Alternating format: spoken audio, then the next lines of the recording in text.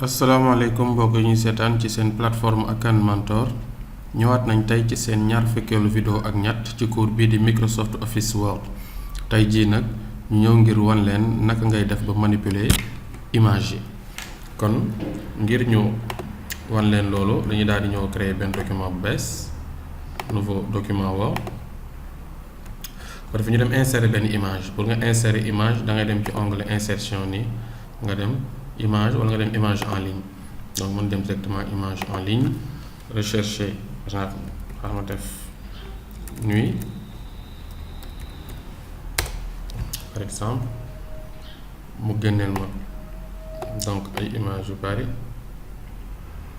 nga tànn benn bu la neex rek daañu jël image bi par exemple def insérer.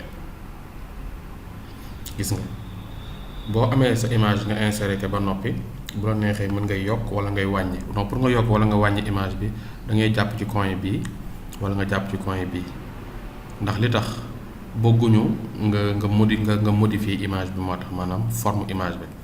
donc ñeenti coin yi nga nekk ci kaw boo ci jàpp rek mën ngay yokk mbaa ngay wàññi image bi du changer forme. waaye bu fekkee bii nga jàpp tey par exemple gis nga yaa ngi tawee image bi, gis nga bu fekkee bii nga jàpp aussi yaa ngi modifier mu forme image bi. donc loolu dañuy tere kon nga def lu alors que bu fekkente ni yii nga utiliser donc boo defee nii rek mën ngay wàññi wala nga yokkoon image bi ni mu la neexee. bii ci kaw tamit bouton rotation bi mën nga tourner image bi, donc boo defee nii image mën nay tourner, gis nga donc noo bëgg rek mën na koo def. léegi nag nga seetlu ne bu ñu insérer image ba pare di nga gis fii ne ci outil de format am na ay style. gis nga par exemple boo tegee souris bi boo ci teg rek mu wan la style bi ni mel. gis nga style yaa ngi nii am na style yu bari, donc nga xool ba gis style bi la neex nga daal di jël style boobu. donc même soo cliqué wul da ngay teg rek mu lay wan style yi ni mel. voilà donc style yaa ngi nii très bien. boo xoolee ba gis kon style image bi la doy rek nga daal di koy valider kon am style image boobu. bu la neexee nga ñëw tamit fii nga dem ñu def effet, mën nga gis am na ay effet prédéfini. gis nga effet yaa ngi nii, donc effet yaa ngi nii. boo gisee effet bu la doy rek nga daal di koy jëfandikoo. ba tey bokk na ci bordure yi. donc boo ñëwoon fii tey par exemple mën nga tànn sa bordure, soo noppee dem par exemple fii mu def épaisseur aussi nga tànn bu la neex pour bordure bi naka lay toll. par exemple gis nga nii nga gis ne tànn nañ épaisseur bi ak bordure.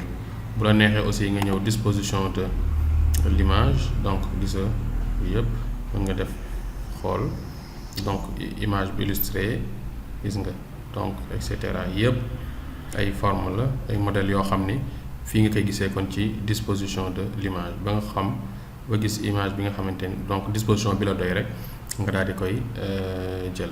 donc à part ça leneen li nga xam ni baax na ngeen xam ko tamit mooy boo ñëwee fii ci habillage, donc cadré, rapproché, au travers, donc yëpp ay façon la.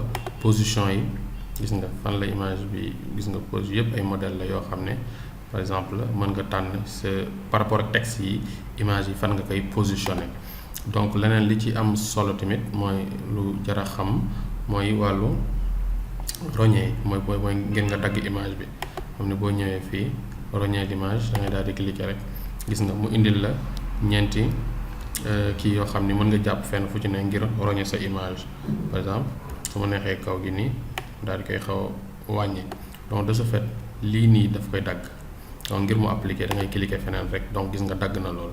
donc loolu la ñuy rogner kon image. yaakaar naa bu ngeen xasee ba insérer seen image rek di ngeen gis ne image bi saa yu sélectionné onglet bii di outil image bi am na yu bare yoo xam ne mën ngeen ko tester benn par benn ngir gën a mën a comprendre kon li nga xam ne moom mooy image yi nan ngeen ko mën a manipuler ci seen document Word. kon loolu la ñu leen indiloon tey ci seen plateforme Akan Mentor ci seen cours numéro 23. ñu leen jox daje kon ci fan yi ci seen beneen vidéo.